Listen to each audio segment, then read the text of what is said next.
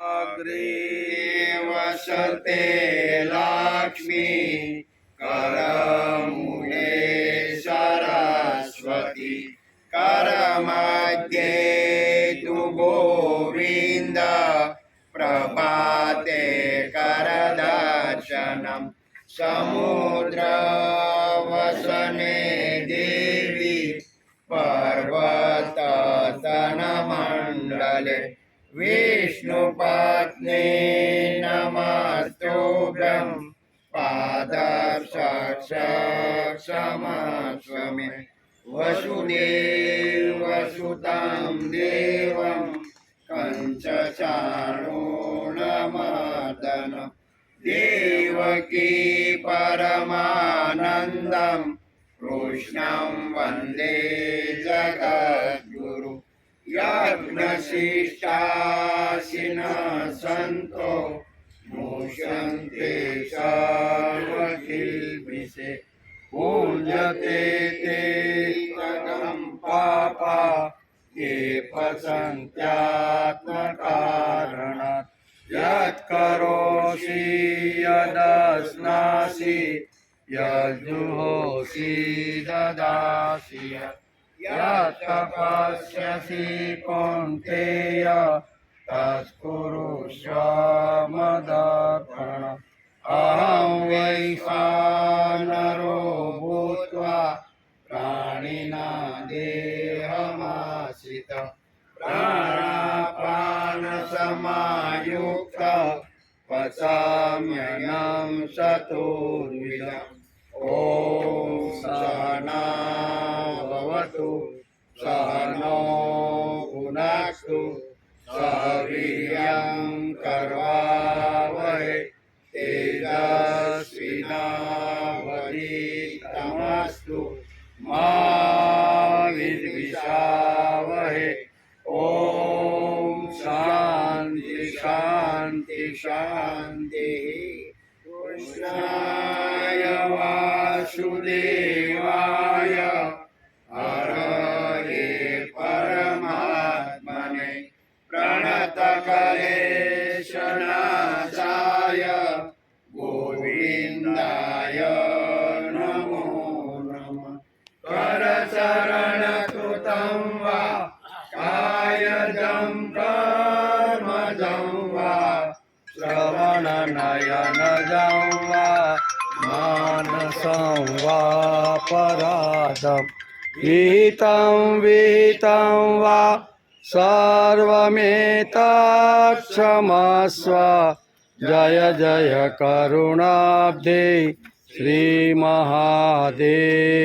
शम्भो त्वमेव माता स्वपिता त्वमेव त्वमेव बन्धो सखा त्वमेव त्वमेव विद्या द्रविणं त्वमेव त्वमेव सर्वं मम देव देव।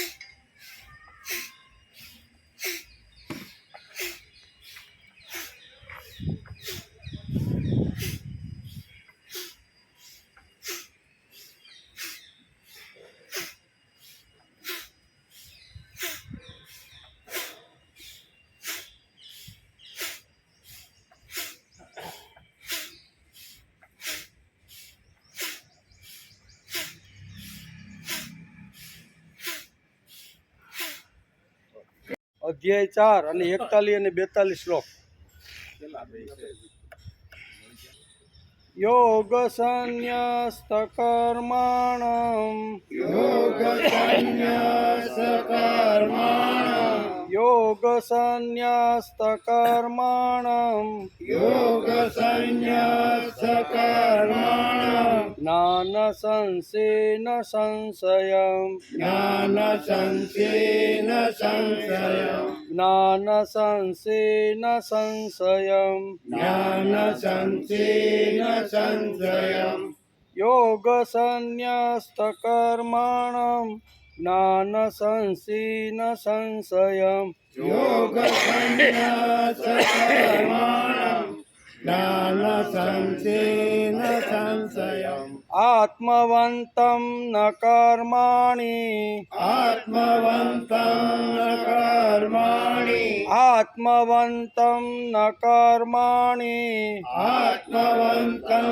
ન કર્માણિ નિબધન્તે ધનંજય નિબધન્તે ધનંજય નિબધન્તે ધનંજય નિબધન્તે ધનંજય આત્મવંતમ ન કર્માણિ નિબધન્તે ધનંજય આત્મવંतं ન કર્માણિ નિબધન્તે ધનંજય યોગ સંન્યસ્ત કર્માણમ જ્ઞાન સંશેન સંશયમ આત્મવંતમ ન કર્માણિ નિબધન્તે ધનંજય યોગ સંન્યાસ કર્માણમ જ્ઞાન સંશેન સંશયમ આત્મવંतं ન કર્માણિ નિબધન્તે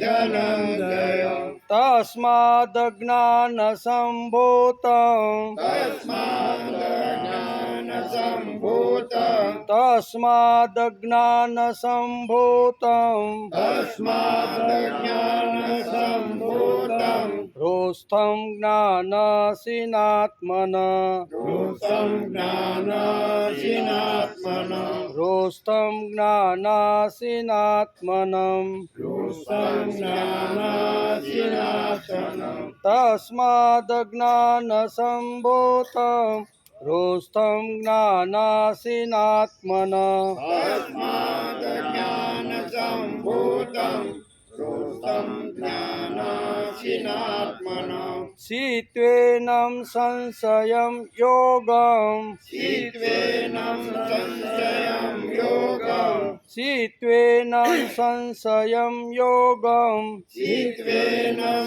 સંશયં યોગં તિષ્ઠો ઉત્તિષ્ઠ ભારત તિષ્ઠોત્તિષ્ઠ જ ભારત તિષ્ઠોત્તિષ્ઠ ભારત તિષ્ઠોત્તિષ્ઠ જ ભારત શીત્વેનમ સંશયમ યોગમ તિષ્ઠોત્તિષ્ઠ ભારત શીત્વેન સંશયં યોગ તિષ્ઠોત્તિષ્ઠ ભારત તસ્માદ જ્ઞાન સંભૂતમ હૃસ્થમ જ્ઞાનસીમાત્મન શીત્વેનમ સંશયમ યોગમ તિષ્ઠોત્તિષ્ઠ ભારત તસ્માદ જ્ઞાન સંભૂતં ભૂतं જ્ઞાનાસીનાત્મન શીત્વેनं સંશયં યોગ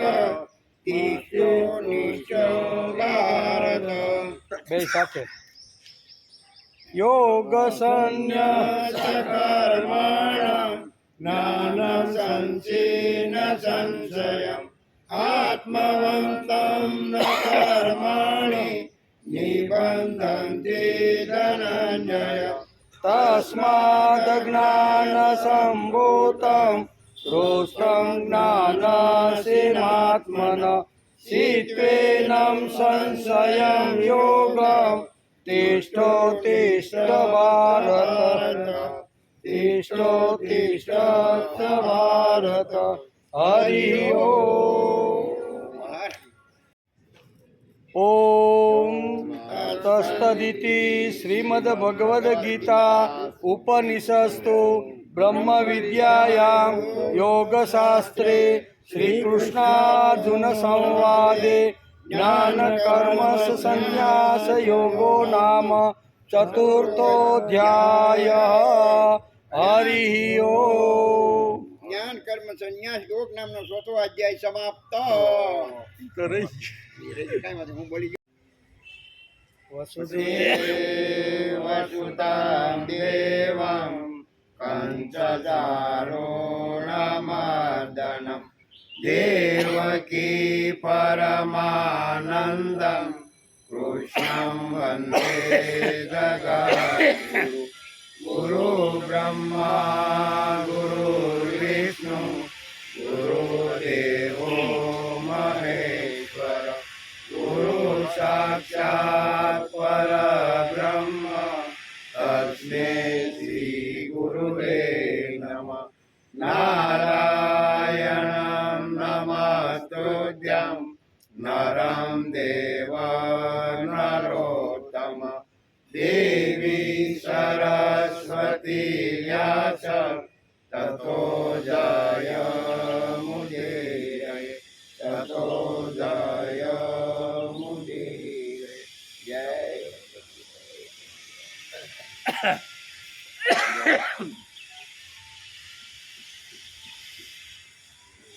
તસ્માદ જ્ઞાન સંભૂતમ રોષ્ઠમ જ્ઞાનસિતાત્મન ચિત્વેનમ સંશયમ યોગમ તિષ્ઠો ઉત્તિષ્ઠ ભારત. તસ્માત ભારત રુષ્થમ એનમ અજ્ઞાત. માટે હે ભરત વંશી અર્જુન, હૃદયમાં રહેલા આ સંભૂતમ આત્મન એટલે અજ્ઞાન જનિત પોતાના સંશયમ જ્ઞાનાસીન સંશયને વિવેકરૂપી જ્ઞાનની તલવારથી તું છેદી નાખ. વિવેકરૂપી જ્ઞાનની તલવારથી તું એને છેદી નાખ. સીત્વા યોગમ અતિષ્ઠ ઉત્તિષ્ઠ. સીત્વા એટલે સેદીને, યોગમ એટલે સમત્વ રૂપ કર્મયોગમાં, આતિષ્ઠ એટલે સ્થિત થઈ જા. કેવો બે શબ્દ, આતિષ્ઠ અને ઉત્તિષ્ઠ. આતિષ્ઠ એટલે સ્થિત થઈ જા અને ક્ષુદ્ર એટલે કે યુદ્ધ માટે, ઉત્તિષ્ઠ ઊભો થઈ જાય. ઊભો યુદ્ધ માટે તું ઊભો. જ્ઞાનરૂપી જે તલવાર છે એના વડે તારા મનની અંદર જે કંઈ સંશય એવો છે એ સંશયને છેદીને તું ઊઠ, ઊભો થઈ જાય. એમ આ શ્લોકની અંદર ભગવાન કહે છે. શ્રીમદ ભગવદ્ ગીતા ચિંતન શરૂ થયું એને 253મો દિવસ. ગઈકાલે આપણે ચોથા અધ્યાયને નમસ્કાર કર્યા અને હોળી અને ધૂળેટીના ઉત્સવનો થોડોક વિચાર કર્યો એમ. કારણ કે વચ્ચેના દિવસોમાં રજા ગઈ હતી એટલે હોળી અને ધૂળેટીનું મહત્ત્વ શા માટે આપણા વેદવ્યાસે પુરાણોમાં લખ્યું છે એનો વિચાર આપણે ગઈકાલે સમજવાનો પ્રયત્ન કર્યો. પ્રથમ અધ્યાયના આરંભે ધૃતરાષ્ટ્રની ચિંતા વેદવ્યાસે વર્ણવી છે. એ આપણે આગળથી જોતા આવી છે, પહેલા અધ્યાયથી જોતા આવી છે કે ભગવાને અહીંયા જે વ્યાસ ભગવાને જે ગીતા લખવાની જે શરૂઆત કરી અને પહેલા અધ્યાયની અંદર જે વર્ણન કર્યું છે એમાં આ વર્ણન છે કે પ્રથમ અધ્યાયના આરંભે ધૃતરાષ્ટ્રની ચિંતા વેદવ્યાસે વર્ણવી છે. ગીતાના પહેલા અધ્યાયનો પહેલો શ્લોક આપણે ઘણીવાર વાંચ્યો છે, વાગોળ્યો છે, બરાબર ને? કે પહેલા અધ્યાયના પહેલા શ્લોકમાં અહીંયા વેદવ્યાસે અહીંયા ધૃતરાષ્ટ્રની ચિંતાનું વર્ણન કર્યું છે. તે વખતની પરિસ્થિતિ સમજાવવા માટે આ શ્લોક સમજાવવાની ખૂબ જ આવશ્યકતા છે. એ કાળની કઈ પરિસ્થિતિ હતી એના માટે આ વાતો છે. જેટલી ગીતા જીવનદાયીની અને સંજીવની છે તેટલી જ તેની પરિસ્થિતિ પણ સ્ફૂર્તિદાયક છે. શ્રીમદ ભગવદ્ ગીતાનો પહેલો અધ્યાય યુદ્ધભૂમિ અને યુદ્ધના પરિણામોના સચોટ ખ્યાલ આવે છે. યુદ્ધભૂમિ અને યુદ્ધના જે પરિણામો જે આવવાના છે ને એનો સચોટ ખ્યાલ પહેલા અધ્યાયની અંદર વેદવ્યાસે ચિત્રો છે. ધૃતરાષ્ટ્ર પહેલા શ્લોકમાં સંજયને પૂછે છે કે યુદ્ધના મેદાનમાં કૌરવો અને પાંડવો શું કરે છે. ખરેખર તો આવું પૂછવાનો અર્થ શું? આ બધા ભેગા થયા હતા તે શું સમૂહમાં જમવા કે રમવા માટે ભેગા થયા હતા કે કોઈ પાર્ટીમાં ભેગા થયા હતા?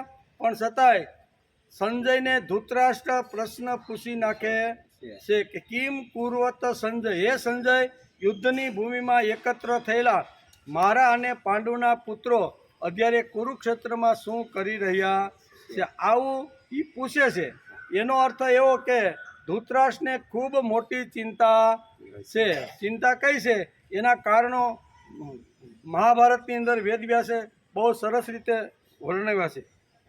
ખરેખર તો આવું પૂછવાનો અર્થ શું છે? આ બધા ભેગા થયા હતા તે કાંઈ સમૂહમાં જમવા માટે કે પાર્ટી પ્લોટની અંદર કોઈ ચાંદલા ચુંદડીમાં ભેગા થયા નહોતા, લડવા જ માટે થયા હતા. તેથી એને પૂછવાની જરૂર એ હતી કે હે સંજય, યુદ્ધના મેદાનની અંદર મારા અને પાંડુના પુત્રો યુદ્ધ માટે જે ઉતાવળા થઈ ગયા છે તો લડાઈ શરૂ થઈ કે નહીં? પૂછવાનું આ હતું. હું લડાઈ માટે તો ભેગા થયા હતા પણ કિમ કુર્વત સંજય આમ કરી અને કહે છે. તેથી અરે વર્ષોથી પડઘમો વગાડતા વગાડતા લડાઈના મેદાનમાં આ શૂરવીરો અને યોદ્ધાઓ આવ્યા. કેવા વર્ષોથી ઘણી બધી આવી રીતની બેઠકો થઈ, ઘણી બધી આવી રીતની થઈ, પણ એ જ્યારે કોઈ પણ આવી રીતની જ્યારે ફળી નહીં ને કોઈ મંત્રણા, ત્યારે યુદ્ધ નક્કી થઈ ગયું હતું. તેથી ધૃતરાષ્ટ્રે એટલું જ પૂછવું જોઈતું હતું કે યુદ્ધસ્ય આરંભો જાતા ન વા, એટલે કે યુદ્ધ પ્રવૃત્તિ શરૂ થઈ કે નહીં, આટલું જ એને પૂછવાની છે. એવું નથી પૂછતો. આમ વેદવ્યાસે પ્રથમ અધ્યાયની અંદર કંઈક આપણને સમજાવવા માટે આ શ્લોક ધૃતરાષ્ટ્રના મોઢામાં મૂકેલો છે. જો તે વખતની પરિસ્થિતિ સમજાશે તો ખબર પડશે કે અહીંયા ધૃતરાષ્ટ્રે કંઈક ભળતું જ બોલી નાખ્યું. એને મોટામાં મોટી ચિંતા ઘણી બધી હતી કે જે વખતે સંજયને વિષ્ટિ કરવા માટે ઉપલવ સાવણીમાં મોકલો, બરાબર, વિરાટનગરીમાં જે વખતે 13 વર્ષ પૂરા થયા અને પાંડવો સાથે બધા રાજાઓ એના પક્ષના બધા આવ્યા, મોટી સાવણીમાં બધું નક્કી થયું, બરાબર. એ વખતે સંજયને અહીંયા ધૃતરાષ્ટ્રે વિષ્ટિ કરવા માટે કે સંદેશો લઈને મોકલો હતો. એ સંદેશાની અસર આ પાંડવોના કોઈ પણ 5 ભાઈઓમાંથી કોઈના ઉપર થઈ કે નહીં, એ એને જાણવું હતું. એમ શું એટલે કિમ કુર્વત સંજય, એમ એના કોઈ ઉપર અસર તો નથી થઈ ને અર્જુન ઉપર. એની મેં જે સંદેશો મોકલ્યો હતો એ સંદેશાની અસર પાંડવો ઉપર થઈ છે કે નહીં, એ એને જાણવું હતું. મૂળ વસ્તુ આ હતી. નકર તો યુદ્ધ શરૂ થયું કે નહીં એમ જ પૂછવું એને જોઈતું હતું. પણ કિમ કુર્વત સંજય પૂછીને અહીંયા વેદવ્યાસને આપણે કંઈક સમજાવવાનું છે કે વિષ્ટિ દરમિયાન જ્યારે આવી રીતના જ્યારે સંજય આવે છે, એનો સંદેશો આપે છે અને જે ધૃતરાષ્ટ્રે જે કાંઈ વાત કરી હતી બધી વાતો એને સંભળાવે છે. અને એ વખતે એના મન ઉપર, યુધિષ્ઠિરના મનમાં તો થોડીક અસર થઈ હતી, પણ ભગવાન કૃષ્ણ ત્યાં હાજર હતા ને એટલે ભગવાન કૃષ્ણે તરત જ કહી દીધું કે આ સંદેશો જેના મોઢામાંથી નીકળ્યો છે ને એના મોઢામાં પ્રથમ પાલન કરવાનું કહેજે તારા રાજાને. હું કે કૃષ્ણ ભગવાન ચોથું સંભળાવી દીધું કે આ સંદેશો જેણે મોકલ્યો છે ધૃતરાષ્ટ્રે, એ ધૃતરાષ્ટ્રને ત્યાંથી અનુસરણ કરવાની જરૂર છે. પાંડવોને શિખામણ આપીને સંદેશો મોકલવાની જરૂર નથી. સંદેશામાં શું હતું? તમારા જેવા સાત્વિક, તમારા જેવા ધાર્મિક, તમારા જેવા નીતિપરાયણ, તમારા જેવા કોઈ દી કોઈના ગળા ન કાપે, કીડી મારે તો પણ તમને પાપ લાગે, આવું આવા બધા તમે છો. અને તમે જો અત્યારે યુદ્ધ કરવા માટે જો તૈયાર થઈ જાઓ ને તો કેટલાય લોકોના ડોકા કાપવા પડશે. કીડીને મારતા જો તમે ડરતા હોય, અધર્મ તમને લાગતો હોય, કોઈનો આવી રીતનું થતું હોય તો તમને અન્યાય લાગતો હોય તો એ તમે સહન કરી શકતા નથી. એમ બરાબર ને? એટલે આવા તમે ધાર્મિક છો, આવા તમે સજ્જન છો, આવા તમે પ્રામાણિક છો. અને તમારા જેવા પ્રામાણિક માણસને યુદ્ધ કરવું પોસાય નહીં. તેથી જરૂર પડે તો હું ફરીથી હું કે દુર્યોધનને સમજાવીને 5 ગામડા કોઈ પણ રીતે હું અપાવી દઈશ. સંદેશામાં લખ્યું હતું. ભલે એણે અત્યારે ના પાડી પણ હું એને કોઈ પણ તમે સીધા હાથમાં કમંડળ લઈને હિમાલયમાં 5 પાંડવો પાછા આવો સંદેશામાં ધૃતરાષ્ટ્રે આવો સંદેશો અહીંયા ઉપલવ સાવણીની અંદર મોકલો. એટલે એ સંદેશાની અસર ધૃતરાષ્ટ્રને જાણવાની હતી કે ભાઈ મેં જે કાંઈ કીધેલી વાતો છે એની અસર કોઈ પાંડવોમાં થઈ ખરી, અને હકીકતે કોના ઉપર થઈ? અર્જુન ઉપર. અર્જુન પાછો પડ્યો યુદ્ધમાંથી, એના ઘણા કારણો છે. એમાં એક કારણ આ સંજય વિષ્ટિનું પણ છે. સંજયે જે વિષ્ટિ કરીને જે સંદેશો ધૃતરાષ્ટ્રે મોકલ્યો એની અસર એના ઉપર તેથી પાપ અને નરકનું વર્ણન કરે અર્જુન, કરે ને પાપ અને નરકનું, એની અસર એના ઉપર થઈ છે. એટલે ધૃતરાષ્ટ્રને આ જાણવાનું હતું. એમ પ્રથમ અધ્યાયની અંદર જેમ યુદ્ધની વાત જેમ છે ને, એમ આવી વાતો પણ વેદવ્યાસ થોડીક સમજાવવાનો પ્રયત્ન કરે છે. એમ પ્રથમ અધ્યાયમાં આજે આપણે શ્રીમદ ભગવદ્ ગીતાના 4થા અધ્યાયના 42મો શ્લોક, છેલ્લો શ્લોક, બરાબર ને, એનો આજે આપણે અભ્યાસ કરવાનો છે. એટલે 42મા શ્લોકની અંદર પણ ભગવાન બહુ સરસ રીતે આ કહે છે. શું કહે છે?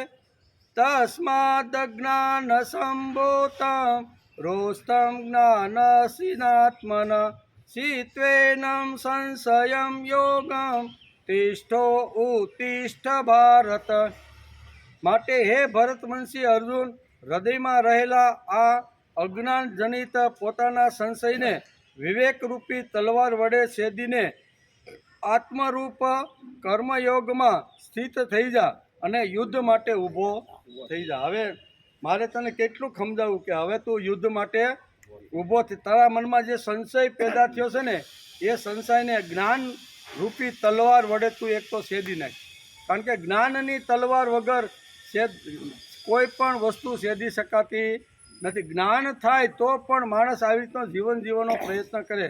તેથી ભગવાન કહે છે અર્જુનના હૃદયમાં સંશય હતો, યુદ્ધરૂપી ઘોર કર્મથી મારું કલ્યાણ કેવી રીતે થાય, આ એનો સંશય હતો. અહીં ભગવાને કીધું તારા સંશયને જ્ઞાનરૂપી તલવાર વડે તું છેદી નાખ, ઊઠ ઊભો થા અને તું યુદ્ધ માટે સજ્જ થઈ જા. આ ભગવાને બહુ સ્પષ્ટ કીધું. તો સંશય કયો હતો એને? તો આ સંશય હતો કયો? તો કે અર્જુનના હૃદયમાં સંશય હતો, યુદ્ધરૂપી ઘોર કર્મથી મારું કલ્યાણ કેવી રીતે થાય. કીડી મારવાથી પણ જો મને પાપ લાગતું હોય તો જીવતા માણસના ડોકા કાપવાથી મારું કલ્યાણ કેવી રીતે? તેથી એને સંશય ઊભો થયો છે. બરાબર. પ્રથમ અધ્યાયની અંદર એને જે સંશય ઊભો થયો છે એ સંશયને છેદવાની વાત ભગવાન અત્યારે આ શ્લોકમાં કહે છે. તેથી યુદ્ધરૂપી ઘોર કર્મથી મારું કલ્યાણ કેવી રીતે થશે અને કલ્યાણે માટે હું કર્મયોગનું અનુષ્ઠાન કરું કે જ્ઞાનનું? બે પ્રશ્ન અર્જુન ભગવાનની સામે મૂકે છે કે મારે જો આવી રીતનું મારા કલ્યાણ માટેની જો કાંઈ વાત હોય તો તમે આના પહેલાં પણ મને કીધું હતું કે બે રીતે માણસ પોતાનું કલ્યાણ કરી શકે છે. બે રસ્તા તમે મને જે બતાવ્યા હતા, એક કર્મયોગનો અને એક જ્ઞાન યોગનો. એટલે કે ભગવાન મારું જે કલ્યાણ છે, અહીં પાછો પ્રશ્ન કરે છે કે મારું કલ્યાણ છે એ જ્ઞાન યોગથી થાય છે કે કર્મયોગથી થાય છે? આવો પ્રશ્ન એને કરે છે. આ શ્લોકમાં ભગવાન એ સંશયને દૂર કરવાની પ્રેરણા કરે છે. કેમ કે સંશય રહેતો હોય તો કર્તવ્યનું પાલન યોગ્ય રીતે થઈ શકતું નથી. સંશય કોઈ પણ વાતમાં હોય, વ્યવહારમાં હોય, કુટુંબમાં હોય કે ભક્તિમાં હોય, અધ્યાત્મમાં, કોઈ પણ જગ્યાએ થોડો ઘણો પણ જો સંશય ઊભો થયો ને તો એ સારી રીતે પોતાના કર્તવ્યનું પાલન કરી શકતો નથી. એટલે અર્જુન તો ક્ષત્રિય હતો, એને પોતાના કર્તવ્યનું પાલન ભગવાને કરાવવાનું હતું. એટલે ભગવાને પ્રથમ જ આ શ્લોકની અંદર કીધું કે ભાઈ તારા સંશયને જ્ઞાન વડે તલવાર વડે તું છેદી નાખ અને ઊઠ ઊભો તું થઈ જા. આવું ભગવાન આ શ્લોકમાં કહે છે. માટે હે ભરતવંશી, તું હૃદયમાં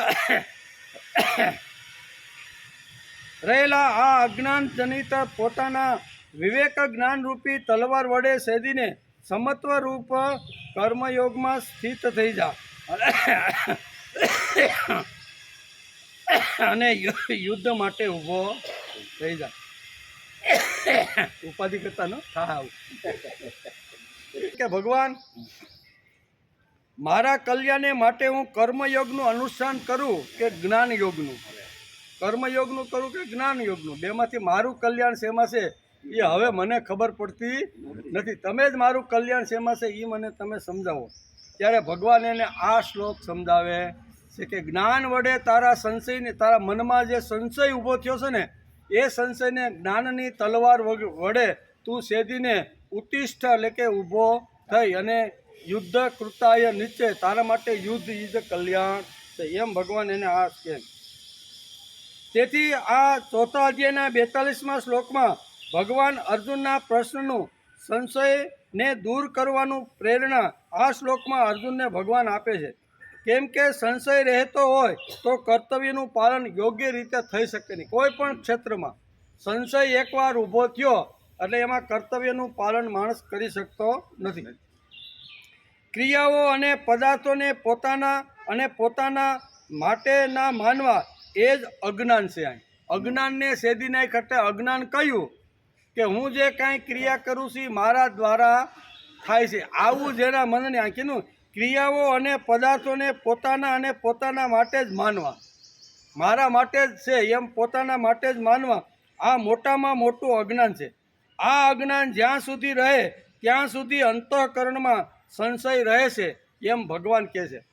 અહીં કહે છે કે ક્રિયા અને પદાર્થોને પોતાના માટે જ માનવા. હકીકતે જ્ઞાનની વાત સમજાવતા ભગવાન કહે છે કે અંદર જે તું કંઈ હલનચલન કરે છે, બોલે છે, ખાય છે, પીવે છે એ તું કરતો નથી. અંદરની કોઈ એવી તાકાત, એવી કોઈ શક્તિ, એવી કોઈ અંદરનું તત્વ છે ને જે તને હલાવતું રહેલું છે. આ જ્ઞાન તારે પ્રાપ્ત કરવાનું કે મારા હાથથી થયું, મેં કર્યું, મેં રૂપિયા કમાણા, મેં સાહસ કર્યું એટલે મારે બંગલો થયો, મેં આટલું આમ કર્યું. એ મેંની જે વાત છે ને એ જ મોટું અજ્ઞાન છે. તેથી અહીં કહે છે કે ક્રિયાઓ અને પદાર્થોને પોતાના માટે માનવા એ જ અજ્ઞાન છે. મેં કર્યું એમ નહીં, મને કોઈ કરાવતું રહેલું છે. માનો આપણે અહીંયા આવવાની ઈચ્છા હોય અને અચાનક જો આપણે કાંઈ એટેક બેટેક આવી જાય, પેરાલિસિસ આવી જાય, આવવાની ઈચ્છા બહુ હોય, સવારે 8 વાગે આપણે તૈયારી થઈ ગયા હોય, કમ્પ્લીટ થઈ ગયા હોય, પણ જો ભગવાનની અંદરથી ઈચ્છા ન હોય તો માણસને ઘણીવાર ભગવાન આવી રીતનું મોકલે તો માણસ આવી શકતો નથી. તેથી જે ક્રિયાઓ જે થાય છે ને આપણી, જે પદાર્થોને આપણે જે ભોગવીએ છીએ ને એ પદાર્થો અને ક્રિયાઓને હું જ ભોગવું છું, મારાથી જ ભોગવતા રહેલા છે, હું ન હોઉં તો આ વસ્તુ થાય, આવું જે લઈને જે બેઠા છે એને અજ્ઞાન કહેવામાં આવે છે. ભગવાન કે આ તારા મનમાં તું એમ થાય કે હું હાથમાં હથિયાર લઈશ અને આ બધાને મારીશ એટલે મને પાપ લાગશે ને પાપથી હું નરકમાં જઈશ. આ તને જે અજ્ઞાનનો જે ડર છે ને એ ડર તું કાઢી નાખ. તને કોઈ બોલાવે છે, તને કોઈ ચલાવે છે, તને કોઈ પ્રેરણા આપે છે, એ અંદર રહેલી જે આવી ચૈતન્ય જે શક્તિ છે ને એ શક્તિ અંદરથી બધી પ્રેરણાઓ આપતી રહેલી છે. તેથી ક્રિયાઓ અને પદાર્થોને પોતાના માનવા એ જ અજ્ઞાન છે. આ અજ્ઞાન જ્યાં સુધી રહે ત્યાં સુધી અંતઃકરણમાં સંશય રહે છે. એમ આ ભગવાન અર્જુનને કહેશું કે જ્યાં સુધી આ તારા મનમાં છે કે મારાથી જ આ થાય, આવું તું સમજીને બેઠો છો ને એ તારા મનમાંથી તું કાઢી નાખી અને આ જ્ઞાન વડે આ જ્ઞાનની તલવારથી તું એને છેદી નાખ. ક્રિયાઓ અને પદાર્થો વિનાશી છે અને સ્વરૂપ અવિનાશી છે. બહુ સ્પષ્ટ ભગવાન આ શ્લોકની અંદર કહે છે. આ કેવા છે? ક્રિયાઓ તો ખલાસ થવાની છે, પદાર્થો પણ જવાના છે. જાય ને, પદાર્થો જવાના છે કે આપણી ભેગા આવવાના નથી. કદાચ આપણું અસ્યુતમ કેસ્યુતમ થાય તો કોઈ પણ ક્રિયા હોય કે કોઈ પણ પદાર્થ હોય એ આપણી જોડે આવતા ને. અવિનાશી સ્વરૂપ જ આપણી સાથે રહેવાનું છે, આપણી સાથે આવવાનું છે. જે કાંઈ અવિનાશી સ્વરૂપ ભગવાને જે આપ્યું છે એ જ આપણી સાથે રહેવાનું છે. તેથી આપણે ચોથો અધ્યાય 9/2/2025 માગસર સુદ માગસર વદ પાંચમથી શરૂ કર્યો હતો. બરાબર ને? ક્યાંથી શરૂ કર્યો હતો? ઘણા સમય થઈ ગયો. આપણે પ્રથમ શ્લોકથી શરૂઆત કરીને એને પણ આજે ઘણા સમય વીતી ગયો છે.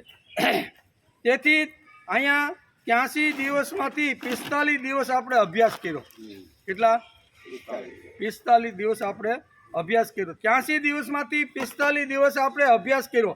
હવે આપણે ચોથા અધ્યાયને આજે આ છેલ્લા શ્લોકને નમસ્કાર કરી અને પાંચમા અધ્યાયમાં આપણે પ્રવેશ કરવાનો છે. તો ચોથા અધ્યાયની અંદર પ્રથમ જે કાંઈ પ્રયોગો છે, જે કાંઈ ચિંતન છે, એ જે કાંઈ કર્યું હોય એ 42 શ્લોક સુધીમાં ભગવાને કઈ કઈ વાત કરી, બંનેનો સંવાદ કેવો હતો, અર્જુને કયા કયા પ્રશ્ન પૂછ્યા, બરોબર, એનું આપણે સિંહવંગાવલોકન કહેવાય, વિહંગાવલોકન પણ કહેવાય ને, સિંહ વા લંઘન એટલે સિંહ જેમ 2-5-25 ડગલા હાલે અને પાછું જોવે, 2-5 ડગલા હાલે ને પાછું જોવે, એમ આપણે પણ આ 42 શ્લોક સુધી આપણે આવ્યા છીએ.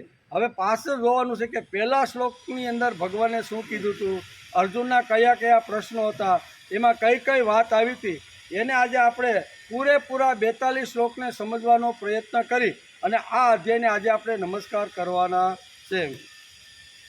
તેથી ભગવાને 1-18 શ્લોકમાં સગુણ ભગવાનનો પ્રભાવ અને કર્મયોગનો વિષય સમજાવ્યો. 1-18 શ્લોકની અંદર, ઘેરે ગીતા હોય તો ખોલીને વાંચજો. એમાં 1-18 શ્લોકની અંદર સગુણ પરબ્રહ્મ પરમાત્મા આ ધરતી ઉપર શા માટે આવે છે, એ અહીંયા 7 અને 8 બે શ્લોકની અંદર આ અધ્યાયની અંદર ભગવાને સગુણ ભગવાન સ્વરૂપનું વાત સમજાવી છે. ત્યાર પછી 19થી 23 શ્લોકની અંદર યોગી મહાત્મા પુરુષોના આચરણ અને એનો મહિમા, યોગીનું જીવન કેવું હોય છે, સત્પુરુષોનું જીવન કેવું હોય છે, બરાબર, સાત્વિક પુરુષો કેવી રીતના જીવે છે ને એનું આચરણ કેવું હોય, એનો મહિમા કેવો હોય, એ ભગવાને 19થી 23 શ્લોકની અંદર આ શ્લોકોમાં સમજાવ્યો છે. ત્યાર પછી 24થી 32 ફળ સહિત જુદા જુદા યજ્ઞનું કથન ભગવાને સુંદર રીતે વર્ણવાયું છે કે યજ્ઞ ખાલી સ્વાહ કરીને એટલા પૂરતો નથી, પણ ભગવાને 12 પ્રકારના યજ્ઞો અહીંયા 9 શ્લોકની અંદર સમજાવવાનો પ્રયત્ન કર્યો છે કે આટલા ટાઈપના યજ્ઞો થઈ શકે છે, એનું વર્ણન ભગવાને અહીંયા 24થી 32 શ્લોકની અંદર સમજાવ્યું છે. ત્યાર પછી 33થી 42 શ્લોકની અંદર જ્ઞાનનો મહિમા, જો જ્ઞાન કોને કહેવાય ને, એ જ્ઞાનનો મહિમા ભગવાને આ શ્લોકોમાં સમજાવ્યું છે. તેથી આને આજે આપણે બરોબર સમજીને પછી આપણે આવતીકાલે 5મા અધ્યાયની શરૂઆત કરવાની છે. આ અધ્યાયના 42 શ્લોકનું વિહંગાવલોકન કરી લઈએ કે આપણે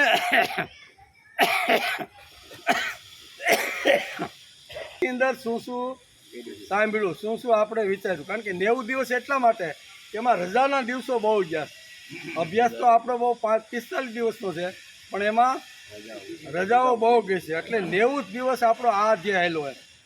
તેથી એનું વિહંગાવલોકન કરી લઈએ કે 90 દિવસમાં આપણે શું સાંભળ્યું, શું વિચાર્યું, શું યાદ રહ્યું, અને આપણે ભગવાને ગીતામાં કહેલી જે વાત છે એ આપણા જીવનમાં કેટલી આવી, એનું થોડુંક સિંહવંગાવલોકન, બે વસ્તુ, એક તો વિહંગાવલોકન કહે છે અને સિંહવાલંક, એટલે જેમ સિંહ 2 ડગલા હાલે ને પાછું જોવે, 2 ડગલા શા માટે, આપણે જેને સિંહને જંગલમાં જતો જોયો છે ને એને બધાને ઘણા લોકોને અનુભવ હોય કે 5-10 ડગલા હાલે એટલે સિંહ પાછું વાળું જોવે. શા માટે?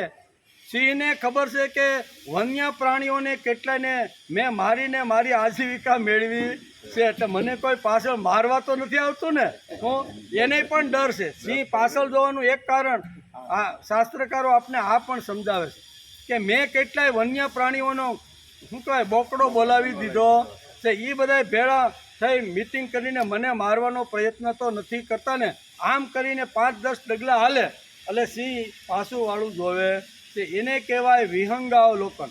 આપણે પહેલા અધ્યાયથી શરૂઆત કરી અને 42 શ્લોક સુધી આપણે આવ્યા, બરાબર, તો એમાં પણ આપણે થોડુંક વિહંગાવલોકન કરી લઈએ કે આ શ્લોકોની અંદર કઈ કઈ વાતો આપણે સમજવાનો પ્રયત્ન કર્યો.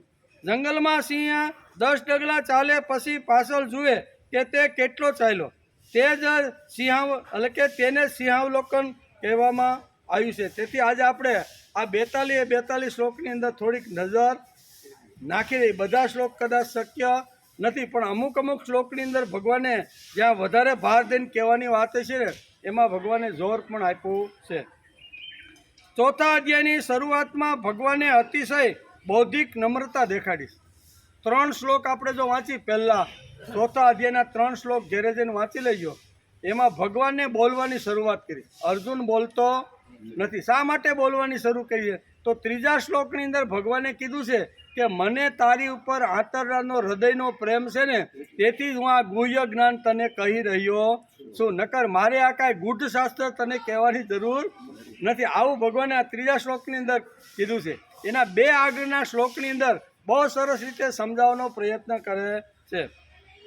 તેથી ચોથા અધ્યાયની શરૂઆતમાં ભગવાને અતિશય બૌદ્ધિક નમ્રતા દેખાડી છે. વાસ્તવિક આ સૃષ્ટિના સર્જનહારે જેટલી નમ્રતા દેખાડવાની જરૂર નહોતી તેમ છતાં દેખાડી દીધી. આટલો મોટો માણસ, આટલો જેણે સૂર્ય ચંદ્રને આકાશની અંદર જેણે લટકાવ્યા છે, તે આખા બ્રહ્માંડને જેણે નિર્માણ કર્યું છે, તે 14 બ્રહ્માંડનો જે અધિપતિ છે એને કાંઈ નીચે આવી અને આ કાંઈ સમજાવવાની જરૂર છે ખરી? પણ આ ભગવાન થોડાક નીચે સગુણ સાકાર સ્વરૂપે ભગવાન થોડાક નીચે આવીને અર્જુનને સમજાવવાનો પ્રયત્ન કરે છે. તેથી છતાં પણ સગુણ સાકાર અવતાર લઈને આવેલી શક્તિએ સામાન્ય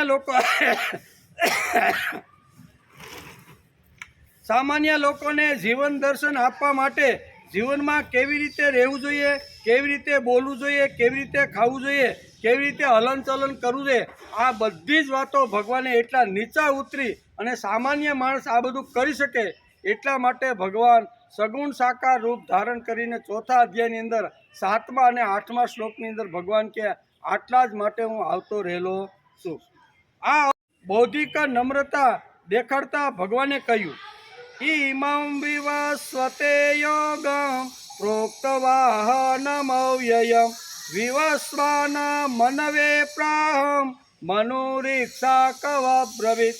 પ્રથમ શ્લોકની અંદર જ આયા ભગવાન પોતાની નમ્રતા બતાવે છે. આટલી સૃષ્ટિનું સર્જનહાર જે છે એને કદાચ ન બતાવે તો એના ઉપર કોઈ આરોપ કરે નહીં, પણ ભગવાન પોતે જ એક સરળ અને નાના માણસ બની અને આ બધી વાતો સમજાવે છે. આ અવિનાશી યોગ મેં સૂર્યને કહ્યો હતો, સૂર્યે પોતાના પુત્ર વૈવસ્વ મનુને કહ્યો હતો અને મનુએ પોતાના પુત્ર રાજા ઈક્ષ્વાકુને. આ અહીંથી શરૂઆત, ચોથા અધ્યાયની શરૂઆત અહીંથી ભગવાનના મુખારવિંદમાંથી નીકળેલા શબ્દોથી શરૂઆત થઈ. બીજા અધ્યાયમાં જ્ઞાન પૂર્ણતા સમજાવી છે, બરાબર ને? સાંખ્ય યોગ એટલે બીજો અધ્યાય. બીજા અધ્યાયની અંદર ભગવાને જ્ઞાન પૂર્ણતા સમજાવી છે અને ત્રીજા અધ્યાયમાં કર્મયોગ સમજાવ્યો છે અને કહ્યું છે કે હે અર્જુન, આ કંઈ તાત્કાલિક દુઃખ મુક્તિની ટીકડી હું તને આપતો. આજે તને એક સંશય ઊભો થયો છે કે આ બધાના ડોકા ઉડાડું તો મને પાપ લાગે ને પાપથી મને નરક મળે ને નરકની અંદર હું રીબાઈને કેટલાય જિંદગી કાઢવી મને ખબર. એટલે ભગવાન કે હું તને અત્યારે જે ટીકડી આપું છું, જે ઔષધિ આપું છું, જે દવા આપું છું ને, એ હાલ પૂરતી અત્યારે તું હાજો થઈ જાય એટલા માટે નથી, પણ હજારો વર્ષ પછી પણ 50-50 હજાર વર્ષ પછી પણ સમાજની અંદર આવી ઘટનાઓ ઘટવાની છે. અને એવા સમયે આ મેં અત્યારે જે તને ટીકડી આપી છે ને, એ ટીકડીથી 5000 વર્ષીનો માનવ પણ એ ટીકડી લઈને સુંદર મજાનું સારું આરોગ્ય ભોગવશે. એટલે ભગવાન કહે છે કે હું આ કાંઈ તાત્કાલિક દુઃખ મુક્તિ ટીકડી તને આપતો નથી. ઘણી વાર કહે ને ડૉક્ટર સાહેબ માથું દુખે છે, એટલે આ લઈ જાય, એસ્પ્રો લઈ જા, એટલે એ તાત્કાલિક જેવું ખાધીએ ને બીજે કલાકે માથું એ પાછું તો દુખવાનું તો છે જ 2 કલાક, પણ ભગવાન કહે છે હું આ તાત્કાલિક તારું દુઃખ હળવું થાય એટલા માટેની ટેમ્પરરી આપતો નથી, પરમેનન્ટ હજારો વર્ષ પછી પણ આ જ ઔષધિ, આ જ દવા અનેક લોકોના જીવનની અંદર ઉપયોગી થશે. માનવી જીવનના અવિચ્છિન્ન વિકાસ માટે આ જગતનો પ્રવાહ ચાલતો રહેશે ત્યાં સુધી આ ટીકડી કામ લાગશે. કેવી? આ ટીકડી ક્યાં સુધી? જ્યાં સુધી પૃથ્વી પર માનવનો પ્રવાહ ચાલતો રહેશે ને ત્યાં સુધી કોઈ મૂંઝાયેલો, દુઃખી થયેલો કે થાકી ગયેલો માણસ આ ટીકડી લે ને તો એને એ રાહત આપશે. પ્રત્યેક વ્યક્તિને ઉપયોગી એવી કર્મયોગ રૂપી ટીકડી હું તને આપું છું. કેવી? આ કઈ ટીકડી છે? કર્મયોગ. ત્રીજા અધ્યાયની અંદર ભગવાને આખો કર્મયોગ સમજાવ્યો.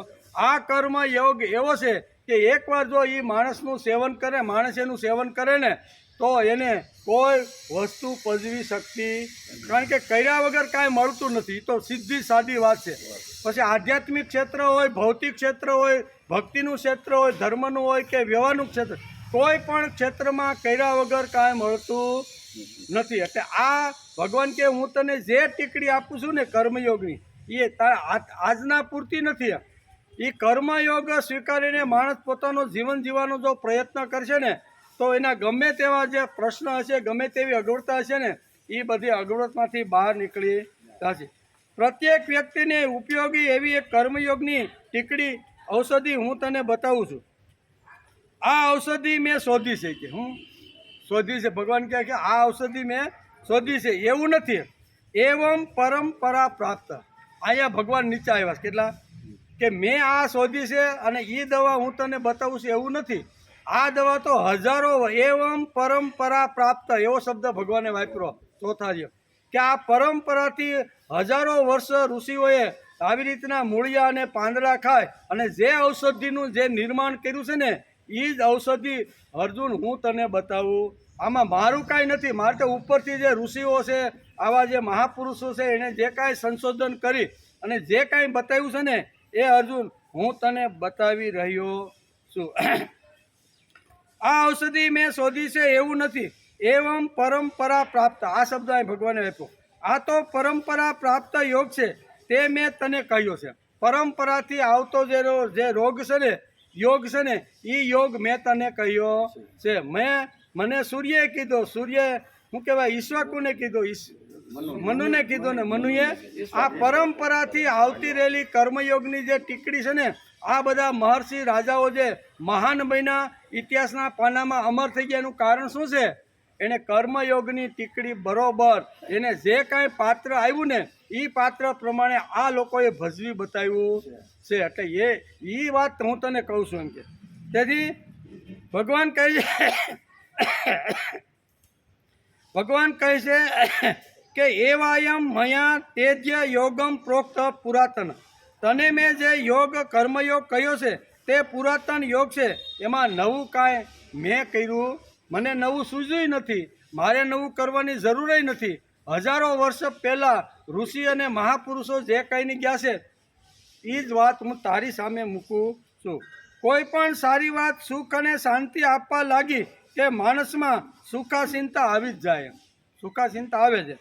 શાંતિમાં માણસ મસ્ત રહે અને જે વાતને લીધે તેને સુખ શાંતિ મળે છે, એ વાત જ માણસ ભૂલી જાય છે. તેથી અહીં કહે છે કે પરંપરાથી આવતી રહેલી જે કાંઈ વાતો છે ને, એ જ વાતો હું તને કહું છું. પણ ઘણા લાંબા કાળ સુધી આ કર્મયોગની વાતો ઘણી રીતે લોકોમાં ભૂલાઈ ગઈ અને ભૂલાયેલી વાત છે ને, એ ફરીથી આવી રીતની સૂર્યથી મનુ ને મનુથી ઈશ્વાકુ આમ કરીને જે પરંપરાની શરૂઆત કરી છે ને, એ ભૂલાયેલી વાત ફરીથી પાછી તાજી થાય. એટલા માટે જ માણસ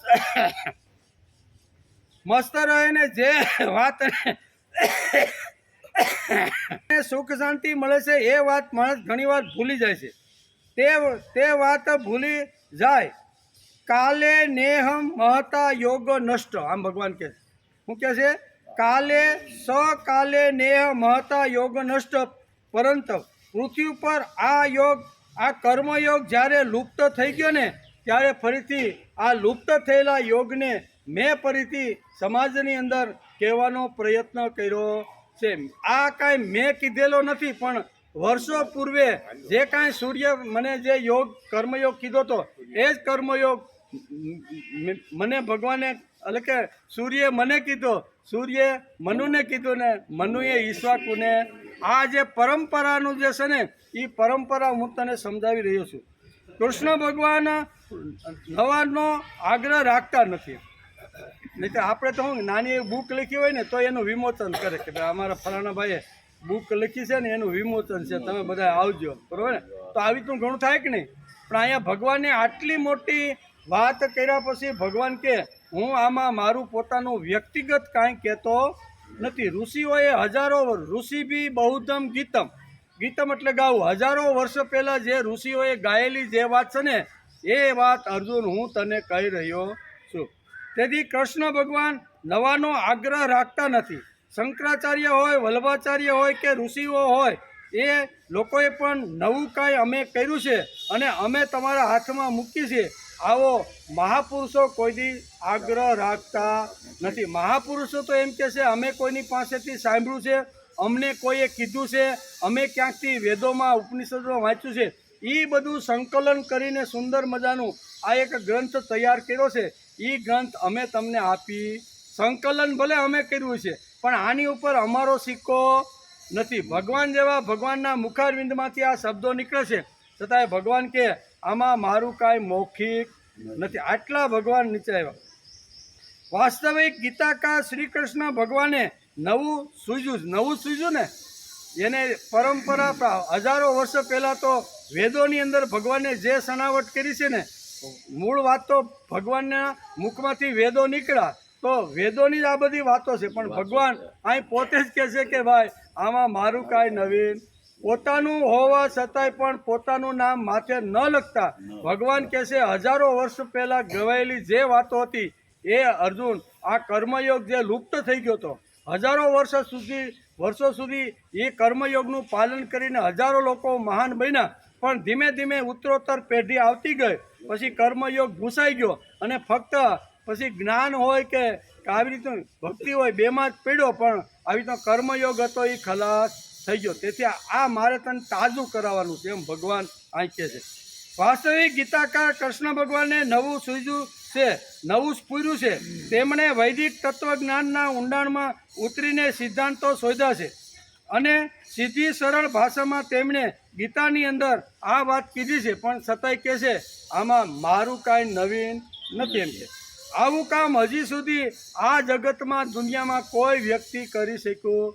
ભગવાને જે વાત સમજાવી, સમાજની સામે મૂકી, એવા સિદ્ધાંતો, એવું તત્વજ્ઞાન, એવું જે કાંઈ ફિલોસોફી છે ને, એ દુનિયામાં અત્યાર સુધી દુનિયાના કોઈ પણ મોટા ફિલોસોફર લ્યો, કોઈ પણ મોટા તત્વજ્ઞાની લ્યો, કોઈ પણ મોટા વિચારકો લ્યો, પણ એના મગજની અંદર આવો વિચાર કોઈ દિવસ ફૂટતો નથી. લખે ઘણું બધું, પણ બુકની અંદર પોતાનું નામ અને હજારો લોકોને બોલાવી અને એનું વિમોચન કરાવતા રહેલા છે. આવો વિચાર અત્યાર સુધી દુનિયામાં કોઈને સ્ફૂર્યો નથી. એમ પાંડુરંગ શાસ્ત્રી પોતાના પ્રવચનમાં કહે છે. ભગવાનને જે સૂઝ્યું, ભગવાને જે કીધું, ભગવાને જે સિદ્ધાંતો સમજાવ્યા, આટલું મોટું વેદો ભગવાનના મુખારવિંદમાંથી નીકળશે, પણ છતાંય ભગવાન એમ કહે છે કે આમાં મારું કાંઈ નવીન નથી. આવું કેનાર દુનિયામાં કોઈ જો વ્યક્તિ હોય ને તો એક જ વ્યક્તિ છે અને તે એટલે શ્રી કૃષ્ણ એમ કે. આવું કામ હજી સુધી બીજા કોઈએ કર્યું નથી. આટલું બધું હોવા છતાં નવાનો આગ્રહ ન રાખતા શું કહ્યું? એવમ પરંપરા પ્રાપ્ત. નવાનો આગ્રહ રાખ્યો શું કહે? આ બીજા શ્લોકમાં કહી દી એવમ પરંપરા પ્રાપ્ત. આ કાંઈ મારું નથી, પરંપરાથી આવેલી વાતો જ હું તને કહી રહ્યો છું. શંકરાચાર્ય પણ કહે છે કે હું ભાષ્યકાર છું. તેમણે પોતાને કોઈ દિવસ ગ્રંથકાર કહેવાડ્યા. આ મારો ગ્રંથ છે, એની ઉપર મારો સિક્કો છે. એમ આદ્ય ગુરુ શંકરાચાર્ય પણ પોતાના જે ભાષ્યો એને જે લખ્યા ને એ દરેક ભાષ્ય ગીતા ઉપર હોય, ઉપનિષદ ઉપર હોય, પછી વેદો ઉપર જે ભાષ્યો શંકરાચાર્ય કર્યા એમાં કોઈ દિવસ એણે પોતાનો સિક્કો માર્યો નથી. એ કે હું ભાષ્ય કરું છું, જે લખેલું છે ને એનું થોડુંક મોટા ને સારા શબ્દમાં કહી અને લોકો સરળ ભાષામાં સમજી શકે ને એવી રીતે હું બધાને કહું. આમાં મારું કાંઈ નવીન નથી એમ કે. તેથી જે વૈદિક તત્વજ્ઞાન અસ્તિત્વમાં છે તેનું મેં ભાષ્ય કર્યું છે. એમ શંકરાચાર્ય, કૃષ્ણ, ઋષિઓ, સંતો, મહાપુરુષો કહે છે. આ મહાપુરુષોની કેટલી બૌદ્ધિક વિનમ્રતા છે. આને કહેવાય બૌદ્ધિક વિનમ્રતા. આવી વિનમ્રતા કોઈ અત્યાર સુધી રાખી શક્યું. આજે લોકોને ઘણું નવું લાગે છે કે મારો ગ્રંથ છે, મેં આપ્યો છે અને મારા જ ગ્રંથનો તમારે ઉપયોગ કરો. આમ ઘણું સમાજમાં ઘણી રીતે સાંપ્રદાયિક રીતે આપણે સમાજમાં જોવા મળતું હોય છે. એટલે અહીંયા એવમ પરંપરા પ્રાપ્ત આમ કરી અને અહીંયા ભગવાન ગીતાની જે શરૂઆત કરે છે 3 શ્લોકની અંદર, અને 3 શ્લોકની અંદર જ્યારે શરૂઆત થાય છે એ 3 શ્લોકનું બરોબર ભગવાનના મુખારવિંદમાંથી નીકળેલા શબ્દો અર્જુન બરોબર સાંભળે છે એના, અને સાંભળે છે એટલે એના મનમાં પાછો એક સંશય ઊભો થઈ જાય છે, એક શંકા ઊભી થાય છે. ચોથા શ્લોકમાં ભગવાનને અર્જુન પોતાની શંકા પૂછી નાખે છે. પાણી પી. પછી આપણે મહાભારત લઈ કે શું કહેવાય કોઈ પણ પુરાણ લઈ વેદવ્યાસે લખેલું એ જ્યારે આપણે લાગે છે કે વ્યાસો ઉશિષ્ટ જગત સર્વ આ બધું વ્યાસનું એટલું જ આપણે બધા વાંચીએ છીએ ને ખાઈએ છીએ. વ્યાસે એટલો પ્રચંડ વિચાર આપ્યો છે. વેદની અંદર પ્રત્યેક વિચારધારા છે. લોકો વેદ વાંચતા નથી અને પછી નવો દ્રષ્ટિકોણ નામ આપીને પોતાના ગ્રંથનું નામ ઉપર લખીએ અને ઘણીવાર વિમોચન કરતા હોય છે. એમ કે ભક્તોસી મેં સખા ચેતી રહસ્યમ યત દુત્તમમ. આમ ત્રીજા શ્લોકની અંદર ભગવાને બહુ સરસ રીતે સમજાવ્યું છે કે મને તારા ઉપર પ્રેમ છે, તને મારા ઉપર પ્રેમ છે, તું મારો ભક્ત છો, તું મારો સખો છો અને તું મારું હૃદય છો ને એટલે હું તને આ વાત કહું છું. એમ કરીને 3 શ્લોકની અંદર ભક્તોસી મેં સખા ચેતી રહસ્યમ. નકર આ ગૂઢ રહસ્ય અત્યાર સુધી મેં કોઈને કીધું નથી. આવું રહસ્ય હું તારી સામે ખુલ્લું મૂકું છું. એ ત્રીજા શ્લોકમાં તું મારો ભક્ત છે તેથી હું તને તત્વજ્ઞાન કહું છું. આ જીવનનું રહસ્ય છે. માણસ કોઈ પણ પગથી ઉપર હશે તેને ગીતા માર્ગદર્શન કરી શકે છે. ભગવાને ગીતાનો કર્મયોગ કહ્યો છે. ભગવાને જ્યારે આ કર્મયોગની પરંપરા સમજાવી ત્યારે અર્જુનના મનમાં એક સંશય અને એક પ્રશ્ન ઊભો થયો. 3 શ્લોકની અંદર એવમ પરંપરા પ્રાપ્ત કરીને આખી પરંપરા સમજાવી ત્યારે સંશય અર્જુનના મનમાં એક ઊભો થયો છે. અપરમ ભવતો જન્મ. એ સંશય ઊભો થયો ત્યારે અર્જુન 4થા શ્લોકની અંદર ભગવાનને પૂછી નાખે અપરમ ભવતો જન્મ. તમારો જન્મ ને મારો જન્મ તો હમણાંના છે કે ભાઈ મને ખબર છે કે તમે જેલમાં જન્મા. અર્જુન શું કહે છે તમે જેલમાં જન્મા અને તમારા પિતા કરંડિયામાં લઈને તમને ગોકુળમાં રહી ગયા. 11 વર્ષ 52 દિવસ ત્યાં તમે લીલા કરી. પાછા મથુરામાં આવ્યા, કંસનો વધ કર્યો. પછી તમે તપોવનમાં ભણવા ગયા. ત્યાંથી આવીને રણછોડ રાયકી જય કરીને તમે મથુરા છો. આ બધું તો મને ખબર જ છે કે તો તમે એમ કહો છો કે આ યોગ સૂર્યને મેં કીધો તો એ મારા મગજમાં બેહતું. સૂર્ય તમારા અપરમ ભવતો સૂર્ય એમ કહ્યું કે સૂર્ય તો તમારા પહેલાનો છે. તમે ગપ્પા મારો છો એવું તો મારે કહેવાય નહીં. અર્જુન કે છે આપણે કહીએ કે અર્જુન તો એમ કે ભાઈ તમે ગપ્પા મારો છો એમ મારાથી બોલાય નહીં, પણ તમે કંઈક આ ઊંધું સત્તું બાફતા હોય ને એવું લાગે છે. તો મને સમજાવો ભાઈ કે તમે આ યોગ સૂર્યને કીધો હોય, સૂર્યે મનુને કીધો હોય, મનુએ ઈશ્વાકુને કીધો હોય, કંઈ મારી બુદ્ધિમાં ઉતરતો નથી. એમ કરીને જ્યારે અર્જુન પૂછે છે ત્યારે અવતારવાદની મીમાંસા ભગવાન 7 અને 8મા શ્લોકની શરૂઆત કરે. ભગવાન બહુ એક શ્લોકની જે આખી લાઈન છે ને લાઈન બંધ અર્જુનના મનની અંદર જે કાંઈ સંદેહો, જે કાંઈ વહેમ, જે કાંઈ સંશયો આવે છે ને એ ભગવાન છેદતા જાય ધીમે ધીમે.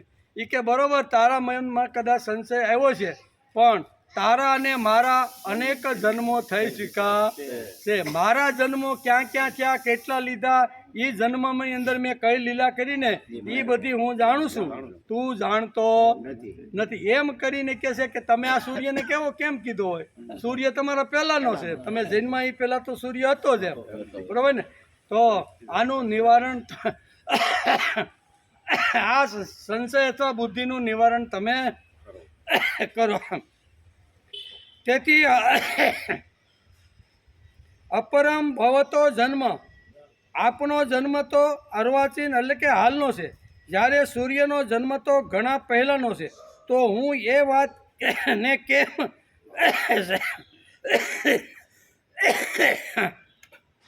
સૂર્યને આ યોગ કહ્યો હોય, મને ચોખવટ કરો ભાઈ, મારી બુદ્ધિમાં તમે કીધેલી વાત ઉતરતી નથી. એમ કે આ પ્રશ્ન આવ્યા પછી ભગવાને પુનર્જન્મના સિદ્ધાંતો કહેવાની શરૂઆત કરી. પુનર્જન્મના સિદ્ધાંતો ભાઈ તારા ને મારા અનેક જન્મો થઈ ચૂક્યા છે, તારા જન્મોને તું જાણતો નથી, મારા અનેક પ્રકારના જન્મો થયા છે, બધા જન્મમાં મેં શું કર્યું તે હું બધું જાણું. આમ કરીને સંક્ષિપ્તની અંદર ભગવાન પોતાના પૂર્વજન્મની બધી વાત કરી અને અર્જુનના સંશયને છેદવાનું કામ ભગવાન કરે છે. એમ કે ત્યાર પછી ભગવાન 4થા અધ્યાયના 7મા અને 8મા શ્લોકમાં યદા યદાઈ આ શ્લોકમાં ભગવાને અવતારવાદ કહ્યો છે. જગતનો સર્જનહાર સૃષ્ટિ કરતા માનવ જેવો સગુણ સાકાર રૂપ લઈને ઊભો છે. ગીતાકારે કહ્યું, તમે જો સારા કામ કરશો તો હું તમારો આશ્વાસક છું, અને ખરાબ કામ જો કરશો ને તો હાથમાં ચક્ર તો છે જ. મૂકે છે બે કામ હું કરું છું. જો સારા કામ કરશો તો તમને આશ્વાસન આપવા, ઉત્સાહ આપવા, સ્ફૂર્તિ આપવા, તમને પ્રેમ અને ભાવ આપવા હું આવીશ જ. પણ જો કોઈ શાસ્ત્રની વિરુદ્ધ અથવા સમાજને ન ગમતી વાત લઈને તમે તમારા મનની અંદર જ આવી તો સુદર્શન ચક્ર તો મારા હાથમાં છે. એમ કરીને યદા યદા ઈ ધર્મસ્ય ગ્લાનિ, ભગવાને 2 શ્લોકમાં શું સમજાવ્યું આ 4થા અધ્યાયમાં કે યદા યદા ઈ ધર્મસ્ય ગ્લાનિર ભવતી ભારત અભ્યુથા નામ અધર્મસ્ય તદાત્માનમ સુરાજ્ઞ પરિત્રાણાય સાધુનામ વિનાશાય સદુષ્કૃતામ ધર્મ સંસ્થાપનાથાય સંભવામી યુગે યુગે. અહીંયા 4 વાતો ભગવાન પોતાને આવવાના કારણો બતાવે છે. આ જગતમાં હું ક્યારે આવું, ક્યારે જન્મ લઉં, ક્યારે સગુણ સાકાર રૂપ ધારણ કરી અને માનવ શરીર લઈને આવું, તો એના 2 શ્લોકની અંદર અહીંયા ભગવાને પોતે જ પોતાના મુખથી અહીંયા આવવાના કારણો બતાવ્યા છે. પહેલું કારણ બતાવ્યું યદા યદા ઈ ધર્મસ ગ્લાનિ. જ્યારે ધર્મ હોય એના ઉપર ગ્લાનિ રજ સડી જાય, કચરો સડી જાય ને, ત્યારે કચરાને સાફ કરવા માટે હું આવું છું. કચરાને ખલાસ કરવાનો, કચરો જે જામી ગયો છે ને એ કચરાને દૂર કરવાનો છે. જે કાંઈ સાધન સામગ્રી ઉપર ઘણીવાર આપણા ઘરની અંદર 2-5 મહિના ઘર બંધ રહ્યું હોય, 5 મહિનાથી સુરત માતાની દિવાળી ઉપર અમે આવ્યા છીએ એટલે આના ઉપર તો રસ જામી ગઈ, ફેંકી છે, ફેંકતા નથી. શું કરી? ભગવાન કહે છે કે જ્યારે જ્યારે ધર્મ ઉપર આવો કચરો ઘૂસી જાય, ધર્મ એટલે કે અધર્મને ધર્મ સમજી અને લોકો એ પ્રમાણે અનુસર કરવા લાગે ને, ત્યારે ત્યારે હું આ જગતની અંદર આવું. યદા યદા ઈ ધર્મસ્ય ગ્લાનિ ભવતી ભારત અભ્યુથા નામ અધર્મસ્ય.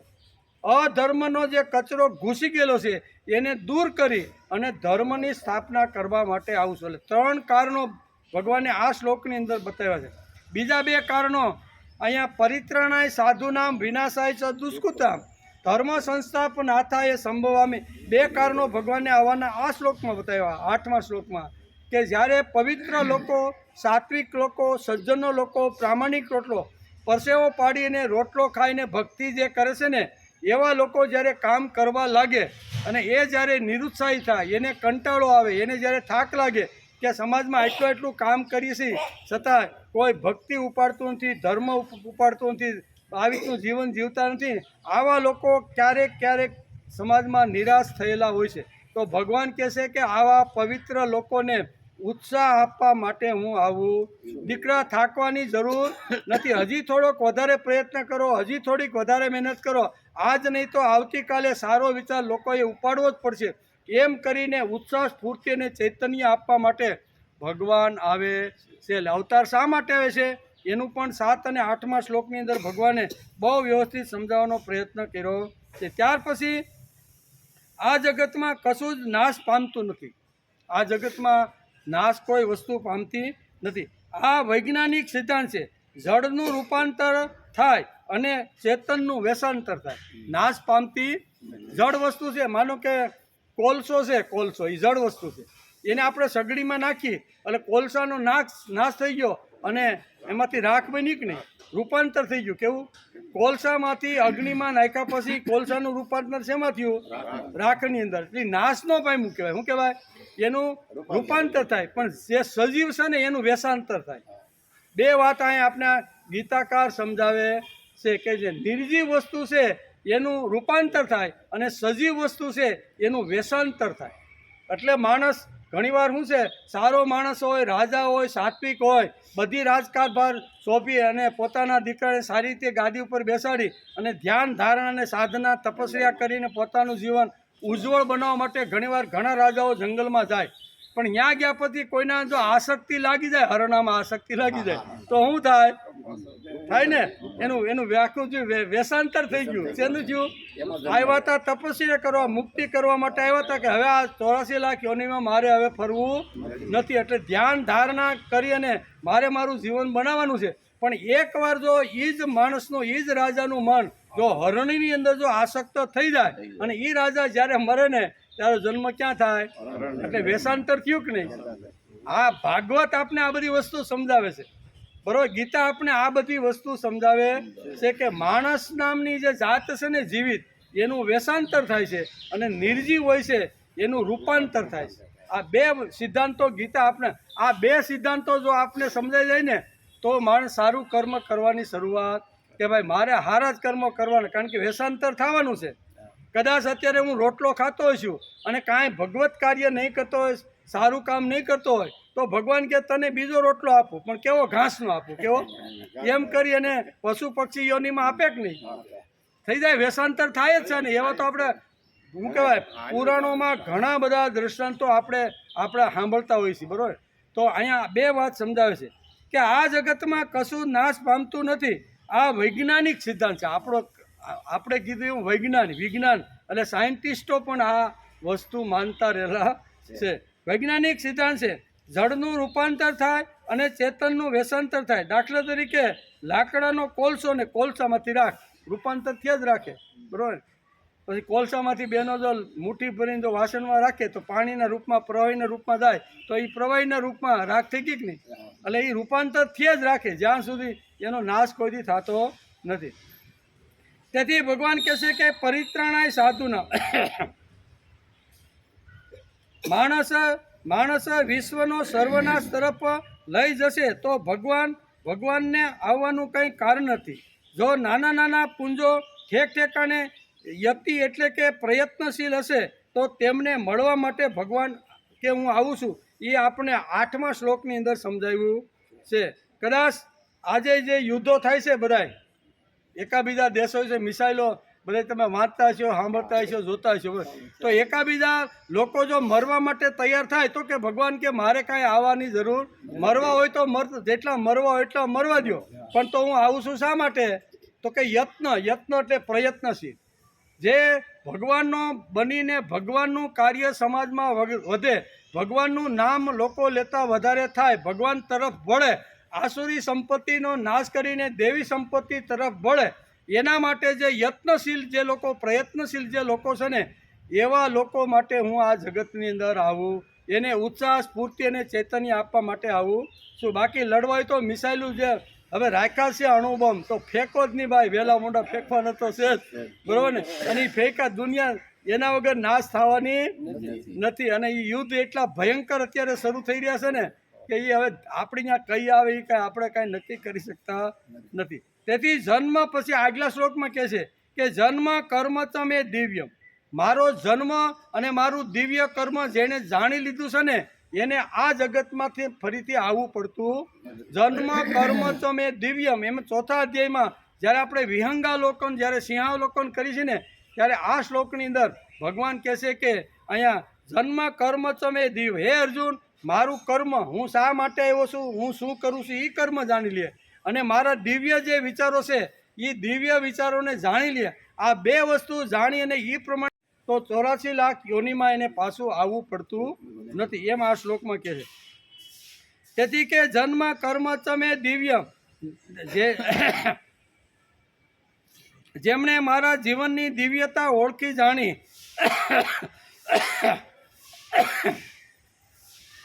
અને મમ વર્તમાનું વર્તનતે મનુષ્ય પાર્થ, હે પાર્થ મારા રસ્તે જે ચાલે છે તે જ માણસ છે, બાકી તારે સમજી લેવાનું. મમ વર્તમાનું વર્તનતે મનુષ્ય પાર્થ, કે હે પાર્થ મેં કીધેલા સિદ્ધાંતો, મેં કીધેલો વિચાર એ પકડીને જે ચાલે છે તે માનવ છે, અને બાકીના બધા કેવા છે એ તું જાણી લે. એમ કરીને ભગવાને થોડુંક રાખે તે. અને આગળ કહે છે ભગવાને કર્મ, વિકર્મ અને અકર્મનું પદ્ધતિસરનું તત્વજ્ઞાન કહ્યું છે, તેને પણ આપણે જ્યારે અભ્યાસ કરતા હતા ત્યારે સમજવાનો પ્રયત્ન કર્યો. એમ કે કર્યો ત્યક્ત્વા કર્મ ફલ સંગ, બહુ સરસ. આ શ્લોકની અંદર ભગવાન કહે છે ત્યક્ત્વા કર્મ ફલ ત્યાગ, કર્મ ફળનો ત્યાગ કરીને માણસે કર્મ કરવાનો પ્રયત્ન કરવો જોઈએ. અમુક કર્મ એવા કરવા જોઈએ કે મને આમાંથી કંઈ ફળ જોઈતું નથી, એમ કરીને આ શ્લોકની અંદર પણ ભગવાન કહે છે તારે કર્મ કરીને છૂટવું હોય તો આવો બન. ભગવાન શું કહે, તને એમ લાગે કે હું આના ડોકા ઉડાડી નાખીશ, આને બધાને મારે, આ કર્મ તો ખરાબ, ડોકા કાપવા એ તો ભગવાન બહુ ખરાબ છે. આ અર્જુનનો પ્રશ્ન હતો ભગવાન કે આ કર્મમાંથી જો તારે મુક્ત થવાનું હોય ને તો અહીં કહે છે ત્યક્ત્વા કર્મ ફલ સંગ, તું જે આ કર્યા પછી મને આ ફળ મળશે, બરાબર, તો એ ફળની અપેક્ષા રાખ્યા વગર અહીંયા સત્કર્મ કરવાની શરૂઆત કર તો તું કર્મ કરીશ ને એનું પાપ તને લાગશે નહીં, એમ આ ભગવાન કહે છે. તેથી તારે કર્મ કરીને છૂટવું હોય તો આવો બન, એમ ભગવાન આ શ્લોકમાં કહે છે. કર્મ અતૃપ્ત એટલે કે અતૃપ્તિમાંથી ન થવું જોઈએ, પ્રેમથી થવું જોઈએ. જરૂરિયાત હોય, ભોગાર્થ ઘણીવાર કર્મો થતા હોય, મને ભોગ જોઈશે, મને સત્તા કીર્તિ બધું, એના માટે ઘણીવાર કર્મો લોકો કરતા હોય છે. ભગવાન કહે છે કે અહીંયા પ્રેમથી કર્મ કરવા જોઈએ એમ કે. પછી આગળ કહે છે, પછી ભગવાન યજ્ઞનું પ્રકરણ શરૂ કરે છે. ત્યાર પછી ભગવાન જ્ઞાનની ચર્ચા કરે છે. જ્ઞાન જીવન સ્પર્શી હોવું જોઈએ. આવું જ્ઞાન કોની પાસેથી મળે? તદ્વિધિ પ્રણિપાતેના પરિપ્રશ્ન સેવ્યા. ભગવાન કે મેં તને આટલું મોટું જ્ઞાન તને સમજાવવાનો પ્રયત્ન કર્યો, આ શ્લોકમાં જ, આ અધ્યાયમાં જ કહે છે, પણ હજી તારી બુદ્ધિમાં, તારા વિચારોમાં, તારા જીવનમાં હજી ઉતર્યું હોય એવું લાગતું નથી. કદાચ મારું જ્ઞાન જો તને અઘરું પડતું હોય તો હું તને એક સરનામું આપું, એ સરનામું તું લઈને જા અને એવા મહાપુરુષ પાસેથી આ તત્વજ્ઞાન તું જાણી લે. એમ કરીને તદ્વિધિ પ્રણિપાતેને પરિપ્રશ્નેને સેવ્યા, એ મહાપુરુષનું સરનામું હું તને આપું છું. ભગવાન મહાપુરુષનું સરનામું આપી અને એની પાસે નમ્રતાથી, વિવેકથી એને પ્રશ્ન પૂછી અને જે કાંઈ તારી સમસ્યા હોય ને એ સમસ્યા એની આગળ વિવેકથી તું પૂછજે, એટલે એ જ્ઞાન તને અહીંયા શું કહેવાય, સાય સૂસની જેમ એ જ્ઞાન તારી અંદર ઉતરી જશે, તને જવાની છૂટ છે. You can go easily without any hesitation, અંગ્રેજીમાં કહે છે. ભગવાને આ શ્લોકમાં કહી જ દીધું કે યુ કેન ગો ઇઝીલી, તું મને છોડીને જઈ શકે, you can go easily without any hesitation. હચકાયા હોય, હેઝિટેશન એટલે હચકાયા. હે અર્જુન, તું હચકાયા વગર મને છોડીને જઈ શકે છે, પણ તારે જેની પાસેથી જ્ઞાન લેવાનું છે એ મહાપુરુષ કેવા છે એનું હું તને સરનામું આપું. ગમે તેની પાસે જાય તો આ જ્ઞાન તને મળશે નહીં, પણ એવા મહાપુરુષ પાસે જા અને એવા મહાપુરુષનું સરનામું અહીંયા 10 શ્લોકની અંદર ભગવાન કે એવા મહાપુરુષ કોણ છે તે ભગવાને એનું સરનામું અહીં બતાવ્યું છે. પછી ભગવાન યજ્ઞનું પ્રકરણ શરૂ કરે છે. નહીં જ્ઞાનેના સંપૃષ પવિત્ર મહે વિદ્યતે, હું તને જે જ્ઞાન કહું છું ને એ પવિત્રમાં પવિત્ર છે અને આ જ્ઞાન જેટલું પવિત્ર દુનિયામાં બીજું કોઈ. હું આ શ્લોકમાં અહીં બહુ સરસ કે નહીં જ્ઞાનેના સદૃશમ પવિત્ર મિહ વિદ્યતે. હે અર્જુન, આ જ્ઞાન કરતાં જગતમાં બીજું જ્ઞાન પવિત્ર નથી. તારે જાવું હોય તો કાંઈ વાંધો નહીં, પણ મેં કીધું એ જ્ઞાન છે ને એનાથી જગતમાં બીજું કોઈ જ્ઞાન પવિત્ર.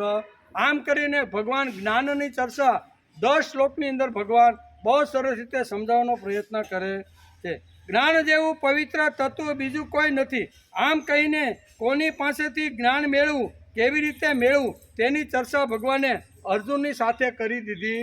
જ્ઞાન કોની સાથે મેળવવું, કોની પાસેથી મેળવવું, કોણ તને જ્ઞાન આપશે ને, એમ કરીને તદ્વિધિ પ્રણિપાતેને પરિપ્રશ્નેન સેવ્યા. આમ કરીને તું એ મહાપુરુષો પાસે, તત્વજ્ઞાનીઓ પાસેથી આ જ્ઞાન તું મેળવી લે. ભગવાન કહે તું ભગવત સમર્પણ ને માટે કર્મ કર, તેમાં જે પાપો આવશે ને તેની જવાબદારી મારી છે. હું કોઈ પણ નિસ્વાર્થ ભાવે કોઈ પણ કર્મ કર, એમાં તારો લેશ માત્ર સ્વાર્થ ન હોય અને આવું જો પવિત્ર કર્મ તું કરીશ અને એ પવિત્ર કર્મ કરતાં કરતાં ઘણીવાર તને એમાં પાપનો ડર લાગે, આ કરીશ તો એ પાપની જવાબદારી હું ભગવાન કે ઉપાડું. આટલું ભગવાન અહીંયા આશ્વાસન આપે છે. આપણે ઘણીવાર કહીને દાદા પાંડુરંગ શાસ્ત્રીને કોઈએ પૂછ્યું કે તમને શ્રીમદ ભગવદ્ ગીતા શા માટે ગમે છે? આટલો બધો દુનિયામાં ઘણા વેદ છે, ઉપનિષદો છે, ઘણા બધા શાસ્ત્રો છે, જ્ઞાનના છે, ભક્તિના છે, પણ તમે અહીંયા ગીતાને આટલો બધો પ્રેમ શા માટે કરો છો? ત્યારે મહાપુરુષ કહે છે કે ગીતા ઉપર પ્રેમ કરવાના 2 જ મારા કારણો છે. એક તો ગીતા ગાનાર ઉપર મને આત્યંતિક પ્રેમ છે, જેના મુખારવિંદમાંથી ભગવાને સ્વયં તત્વજ્ઞાન કીધું, એ ગાનાર ઉપર મને આતરડાનો પ્રેમ છે. બીજું, એને તત્વજ્ઞાન તો ગાયું, પણ તત્વજ્ઞાનની અંદર ભારોભાર આશ્વાસનો મૂકેલા. સામાન્ય માણસથી લઈને ટોપ માણસ સુધીને દરેક લોકોને ભગવાને ગીતામાં આશ્વાસનો આપેલા છે. આ બે કારણોથી મને ગીતા ઉપર વધારે પ્રેમ છે. ભગવાન અહીં કહે છે કે એકવાર તું એવું પવિત્ર કર્મ કરવાની શરૂઆત કર, બરાબર? કોઈ પણ પ્રકારની અપેક્ષા રાખ્યા વગર કર્મ કરતો જા, અને કરતાં કરતાં કંઈ પાપ ઉપાડવાની જવાબદારી હું લઈ લઉં. તો ભગવાન પોતે જ આવી જવાબદારી લે, પછી ડરવાનું કાંઈ કારણ? ભગવાન કહે તું ભગવત સમર્પણને માટે કર્મ કર, તેમાં જે પાપો આવશે તેની જવાબદારી મારી. સત્કર્મ કરવાની તું શરૂઆત પહેલાં તો કરી દે, ઊભો થા, એટલે કે ઉત્તિષ્ઠ, કે ભાઈ હવે તું પાટલી ઉપર બેસી ગયો છો, હથિયાર ફેંકી દીધા છે અને હવે મારે લડવું નથી. આવી ભાષા તું જે બોલે છે ને એ બધું ફેંક. હવે ઊઠ, ઊભો થા અને હાથમાં આવી રીતના હથિયાર લઈને યુદ્ધ કર, એમ ભગવાન આ છેલ્લા શ્લોકોમાં કહે છે. તેથી આમાં ભગવાન પણ સારા કર્મ કરવા લાગીએ તો કેટલાકના દિલ દુખાવા પડે. સારું કામ કરી, કોઈને સારો વાત કરીને તો દિલ દુખાવો પડે કે નહીં? કોઈ માવો ખાતો ને બરોબર બંધાણી હોય અને આપણે એમ કહીએ ભાઈ આ યોગ્ય નથી, આ નિકોટિન નામનું જે ઝેર છે ને એ તારા શરીરમાં તો ખલાસ થશે, પણ મર્યા પછી તારા કુટુંબ કોના આધારે રહે? આવું ઘણું ઘણું આપણે એને સમજાવવાનો પ્રયત્ન કરી તો ઘણીવાર શું થાય છે કે એને દુખાવવું જ પડે. એના દિલને દુખાવ્યું ને આપણે ભાઈ, એને તો કોઈ દિવસ છોડવાનો નથી, દુખાવવું જ પડે. માણસ ચીડાઈ જાય અને કહી દે હું ખાઉં છું એમાં તારા બાપનું હું જાય છે, એમ ભગવાન પણ આ શ્લોકમાં ચીડાઈ ગયા છે. એક શ્લોકમાં ભગવાન બહુ કે ભગવાને અર્જુનને ઘણી ઘણી વાતો સમજાવવાનો પ્રયત્ન કર્યો ને, એટલે ભગવાન એક શ્લોકમાં ચીડાઈને શું કહે છે? બહુ સારું કહે છે.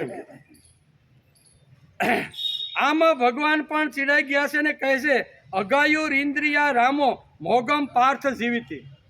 તે આ જન્મ લીધો છે ને એ ખાલી ભોગ ભોગવવા માટે કે જીવડા તરીકે જીવવા માટે લીધો. આ કાંઈ જીવડા જીવવા માટે મેં તને આ માણસનો દેહ આપ્યો છે એમ કરીને ભગવાન અગાયુર ઇન્દ્રિયા રામો કરીને ભગવાન આ શ્લોકમાં થોડાક ચીડાઈ ગયા એવું દેખાય. આવું ભગવાનને ભલે બોલવું પડ્યું. ભગવાન કહે છે અજ્ઞચા શ્રદ્ધા ધાનચ સંશયાત્મા વિનશ્યતિ. આ અજ્ઞાની અને અંધશ્રદ્ધા એટલે કે અશ્રદ્ધાળુ માણસને સુખ નહીં, અને સંશય અજ્ઞાની માણસને કોઈ દિવસ સુખ મળતું નથી, એમ છેલ્લા 2 શ્લોકની અંદર કહે છે. તો પછી ભગવાન તમે મને કર્મમાંથી છૂટવાને માટે છેલ્લો ઉપાય બતાવો. હવે શું કહે છે? હવે આટલી બધી તમે વાત કરી, પણ છતાંય કર્મમાંથી મારે છૂટી જવું હોય અને જ્ઞાનનો આશ્રય લઈ અને મારે જો જીવન જીવવાનું હોય તો તમે આ ઉપાય મને તમે બતાવો. તો પછી ભગવાન તમે મને કર્મમાંથી છૂટવાને માટે છેલ્લો ઉપાય કહી દેખાડો. તેથી ભગવાન યોગ સંન્યસ્ત કર્માણમ એમ કરી અને જ્ઞાન સંશય એમ કરીને 41 શ્લોકની અંદર ભગવાન એને આ ઉપાય બતાવે છે કે આ તારો જો આ ઉપાય કરીશ ને તો કર્મ તને કોઈ દિવસ નડવાનું નથી. તું ભગવાન એટલે કે ભગવાનને કર્મ આપી દે, પછી તે ભીતિથી નહીં કે અગતિકતાથી નહીં પણ પ્રેમથી ભગવાનને કોઈ પણ કર્મ કર એ ભગવાનને સમર્પણ કરી દે, આપી દે. કાયેન વાચા મનસેન્દ્રિય, એટલે કોઈ પણ કર્મ કરીએ તો ભગવાનને જો આપણે આપી દઈએ તો કર્મની અંદર કાંઈ ભૂલ થઈ ગઈ હોય, પાપ થઈ ગયું હોય ને તો એ ભગવાન એનો બધો સ્વીકાર કરી લે છે. એમ કરીને આ 41મા શ્લોકની અંદર ભગવાન આ વાત કરે છે. તું જીવન સમર્પણ કરશે તો જ કર્મ સમર્પણ થશે. જ્ઞાન સંશયના સંશયમ, જ્ઞાન વડે જેના સંશયો છૂટી ગયા છે, સંશયો છેદાઈ ગયા છે. તસ્માત જ્ઞાન સંભૂતમ. આમ કરીને 42મા શ્લોકની અંદર ભગવાન સરસ રીતે છેલ્લા શ્લોકમાં એને ઊભો થવાની જ વાત કરે. મેં તને અત્યાર સુધી જે જ્ઞાનનો ઉપદેશ આપ્યો, કર્મયોગનો ઉપદેશ આપ્યો, તને ઘણા બધા યજ્ઞ પ્રકરણ તને ઘણા બધા સમજાવ્યા, ઘણું બધું તને સમજાવ્યું, બરાબર ને? પણ હવે તને કહું છું કે ભાઈ તું ઊભો થા એમ કે. તસ્માત જ્ઞાન સંભૂતમ રોસ્તમ જ્ઞાનાસીનાત્મન સિત્વેનમ સંશયમ યોગમ તિષ્ઠો ઉત્તિષ્ઠ ભારત. માટે હે ભરતવંશી અર્જુન, હૃદયમાં રહેલા આ અજ્ઞાત જનિત પોતાના સંશયને વિવેક જ્ઞાન રૂપી તલવાર વડે છેદીને આત્મ સ્વરૂપ કર્મયોગમાં સ્થિત થઈ જા.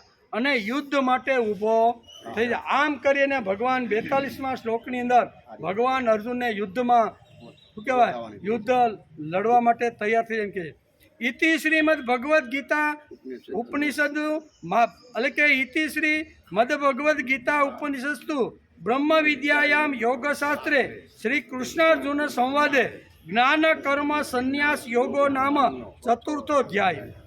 આ રીતે ઓમ તત્સત ભગવાન નામના ઉચ્ચારણ પૂર્વક બ્રહ્મ વિદ્યા અને યોગ શાસ્ત્રમય શ્રીમદ ભગવદ્ ગીતાનો ઉપનિષદ રૂપી શ્રી કૃષ્ણ અર્જુનનો સંવાદ રૂપમાં જ્ઞાન કર્મ સંન્યાસ યોગ નામનો ચોથો અધ્યાય પૂરો થયો. એનો આ ગુજરાત ચોથા અધ્યાયને આજે આપણે નમસ્કાર કર્યા. 42 શ્લોક છે. 42 શ્લોકમાં આપણી બુદ્ધિ અનુસાર આપણે આ શ્લોકોને પ્રામાણિક પ્રયત્ન કર્યો. આપણે ગીતા સમજવી છે.